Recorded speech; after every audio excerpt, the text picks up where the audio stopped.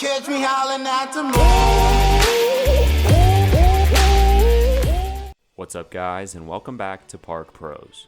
Today we have part 2 of our Six Flags Big 3 Coaster Madness tournament. This is the second video in this series, so if you guys have not seen part 1, stop this video right now and click on the icon above or the link in the description to check out that video. There are some serious spoilers in this video, and you're going to want to see how the first round matchups panned out before seeing this video.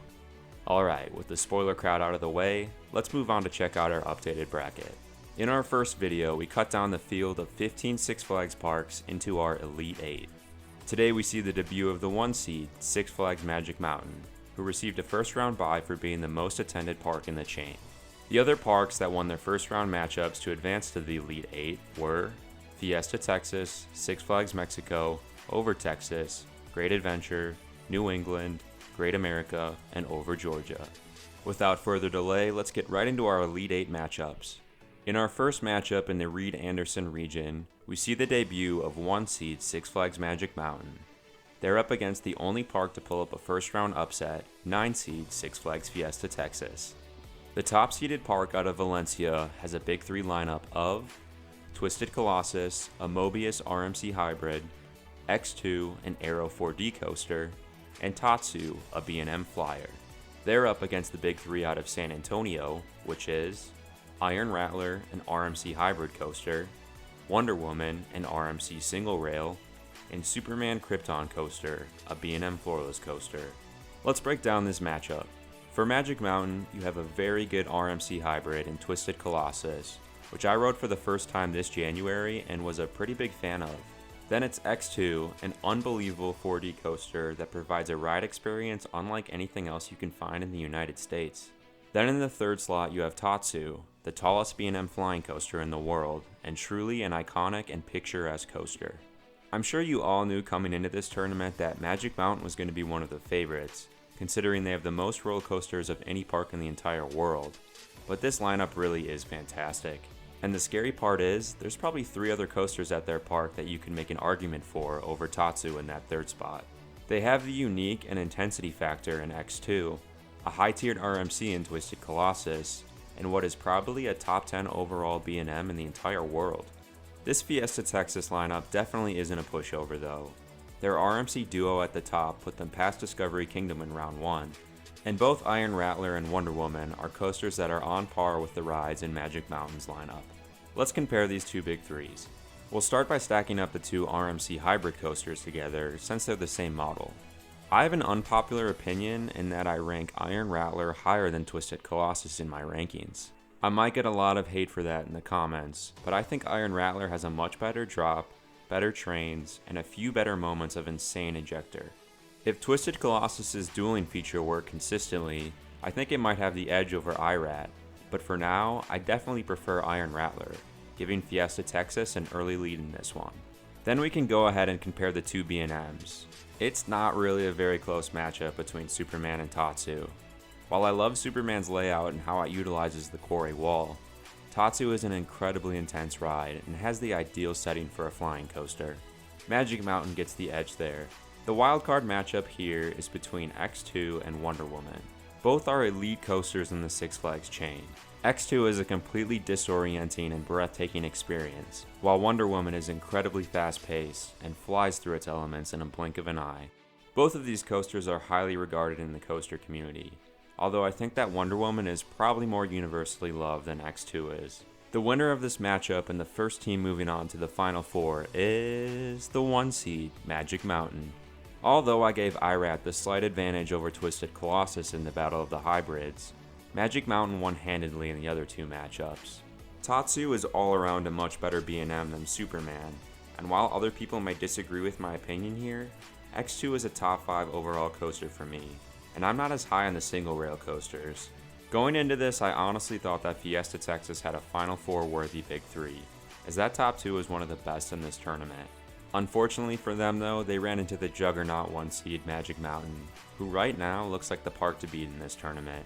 Moving on to our next matchup, we have the 4 seed Six Flags Mexico taking on the 5 seed Six Flags Over Texas. The 4 seed Six Flags Mexico has a Big 3 trio of Medusa Steel Coaster, an RMC Hybrid, Superman El Ultimo Escape, a Morgan Hyper, and Wonder Woman, a 4D free spin. They're up against the 5-seeded trio out of Arlington, which is Shockwave, a Schwarzkopf Classic Looper, New Texas Giant, the original RMC Hybrid, and Mr. Freeze Reverse Blast, a Premier Rides Launch Shuttle Loop coaster. Let's take a look at this matchup.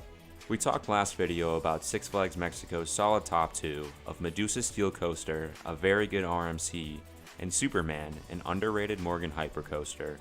I still have concerns about Wonder Woman as their third though, as it's probably the worst coaster left in this tournament at this point. For Over Texas, we had a Coaster Madness first by pulling a substitution between rounds. Mr. Freeze has replaced Titan in their lineup, as decided by you guys on Instagram. Most people aren't that big of fans of the Giovanola hypercoasters, and I said in the last video that the Mr. Freeze clones are some of my favorite Six Flags coasters. So overall, I think this is an upgrade for Six Flags Over Texas, and something that probably should have been done off the bat. So let's put this new look Over Texas lineup up against Six Flags Mexico's lineup. Let's start by taking a look at the RMC hybrids. It's New Texas Giant, the prototype RMC hybrid coaster, versus Medusa Steel Coaster, which was built in 2014. It's going to be no surprise here that Medusa Steel Coaster wins the battle between these two RMCs by a significant margin. New Texas Giant looks to be a really fun ride, but Medusa Steel Coaster to me has a more interesting layout and has better and more intense elements. So Six Flags Mexico gets the edge in the RMC category. Then with the remaining four coasters, I think Superman, Shockwave, and Mr. Freeze are all very comparable in terms of how good of coasters they are. I know I kind of dogged on Morgan Hypers in the Cedar Fair tournament, but I've heard nothing but good things about Superman, which looks to be a much more forceful and better paced Morgan Hyper. I've talked a lot about how good of a classic Schwarzkopf Shockwave is, and Mr. Freeze is a great and intense launch coaster as well. All three of those are really close in my book, while Wonder Woman is unquestionably the weakest coaster in this matchup. And the winner of this matchup moving on to the final four is the 5 seed, Six Flags Over Texas. I think it's possible that Six Flags Mexico may have had the two best coasters in this matchup. And while the gap between Medusa Steel Coaster and New Texas Giant was significant, not having another really good coaster in their 3 slot is what doomed Mexico in this matchup. Remember that the whole purpose of this tournament is to reward quality over quantity. It doesn't matter if you have 19 coasters like Magic Mountain or 5 like Frontier City, only your best 3 count. And top to bottom, Six Flags Over Texas's trio is nothing but quality coasters. If Six Flags Mexico had a coaster on the level of Mr. Freeze or Shockwave in their 3rd slot, they would have easily won this matchup. Unfortunately, a Six Flags cookie cutter coaster just isn't going to cut it against an extremely well-rounded Over Texas Big 3. We now move over to the Shapiro region for our next matchup between the 2-seeded Great Adventure and the 7-seed New England. The 2-seed out of Jackson, New Jersey includes El Toro, an Intamin prefab wooden coaster, Nitro, a B&M hypercoaster, and King Ka, an Intamin strata coaster. The 7-seeded trio out of Massachusetts boasts a lineup of Superman the Ride, an Intamin hypercoaster, Wicked Cyclone, an RMC hybrid, and Batman the Dark Knight, a B&M floorless coaster. Let's take a look at this very interesting matchup. Great Adventure's headliner is El Toro, one of the best wooden coasters in the world and one of the best overall coasters in the chain. Then Nitro, a lower tier B&M coaster, and King Ka, the tallest coaster in the world. El Toro is clearly the star of this lineup, but I also really enjoy Nitro, and King Ka is obviously an incredible coaster experience. For New England, you have an incredible top 2 in Wicked Cyclone, which I would mark as a top 3 RMC in the chain, and Superman the Ride, which is one of the better Intamin hypercoasters in the world. Then it's Dark Knight, which is a solid B&M floorless coaster, but nothing too special. While New England has 2 phenomenal coasters in Wicked Cyclone and Superman, neither of them can really square up to El Toro, which is truly an elite coaster.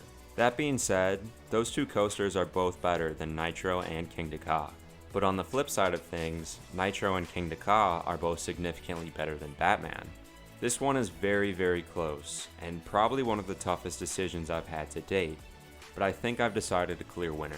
And the winner moving on to the final 4 is the 2-seed Six Flags Great Adventure. There were 2 main factors that really helped Great Adventure overcome New England's Big 2.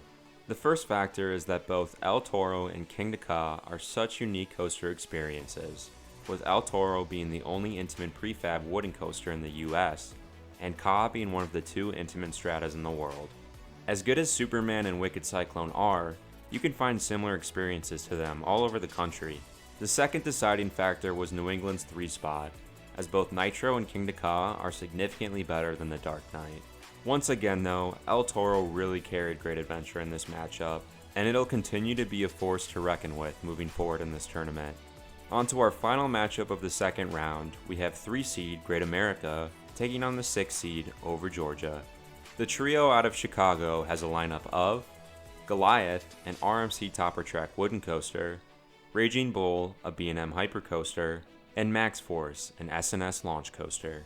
They're up against the big 3 out of Atlanta, which has a lineup of Goliath, a B&M Hypercoaster, Twisted Cyclone, an RMC hybrid coaster, and Mindbender, a Schwarzkopf terrain looper. Let's break down this matchup. For Great America, my home park, you have the headliner in Goliath, a lower tier RMC, but one that still packs a big punch. Then it's Raging Bull, the only B&M Hyper Twister coaster, which is fun but nothing special, and Max Force, which is an intense but very short launch coaster. For Over Georgia, you have a very good B&M Hyper coaster in Goliath, then a small scale RMC hybrid coaster in Twisted Cyclone, and Mindbender, an intense Schwarzkopf looper with a great terrain setting. Let's compare these 2 trios, which at first glance seem pretty on par with each other. And bear with me here since there's a lot of Goliaths in this matchup. I'll try not to be too confusing. Let's start by comparing the 2 RMCs. These 2 have somewhat similar layouts, even though Goliath uses wooden topper track and Twisted Cyclone has steel iBox track. These RMCs are both very short, with Goliath being 3,100 feet and Twisted Cyclone lasting 2,400 feet. Goliath is also the taller and faster coaster, while Twisted Cyclone has more inversions.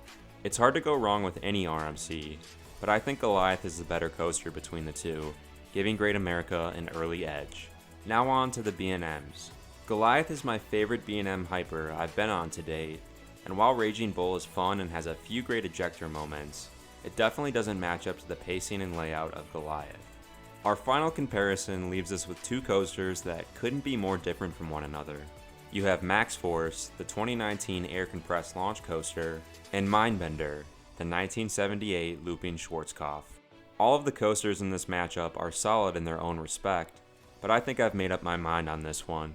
And the final park advancing to the final 4 is the 6 seed Six Flags Over Georgia. Over Georgia was able to pull off this upset for a few reasons. The main reason was because Goliath, their B&M Hyper, is just a far better coaster than Raging Bull. The difference between those 2 B&M Hyper coasters was greater than Goliath's edge over Twisted Cyclone. Then in the 3 spot, both Max Force and Mindbender are both great rides and actually only a few spots apart in my overall rankings, so there was nothing there that could get Great America over the hump. So there you have it, our final 4 matchups are set. Here's an updated look at the overall bracket. Also, I've decided to stray away from the original plan of including the Final 4 and Championship matchups in this video, since I want to break down those final matchups more comprehensively, and if we included them in this video, it'd be well over 20 minutes long. So stay tuned for the finale of the Six Flags tournament, as well as the Cedar Fair tournament coming within the next few days. Before we leave though, let's preview these Final 4 matchups. The final of the Reed-Anderson region sees the 1 seed Magic Mountain taking on the 5 seed Over Texas. Magic Mountain is looking like the park to beat in this tournament, but I think the recent addition of Mr. Freeze into the Over Texas Big 3 gives them a fighting chance in this matchup. The final of the Shapiro region will see the 2 seed Six Flags Great Adventure taking on the 6 seed Over Georgia. After taking down the Big 2 of Wicked Cyclone and Superman, El Toro and the Great Adventure lineup are looking for another big victory over an incredibly well-rounded Over Georgia Big 3. So that's it for part 2 of the Six Flags Big 3 tournament. As always, make sure to leave a like on the video if you've made it this far. Also, make sure you guys are subscribed to the channel with notifications on, and make sure to go follow us on Instagram as well so you can be the first people to know when part 3 drops. Thank you guys for checking out the video, and we'll see you all next time.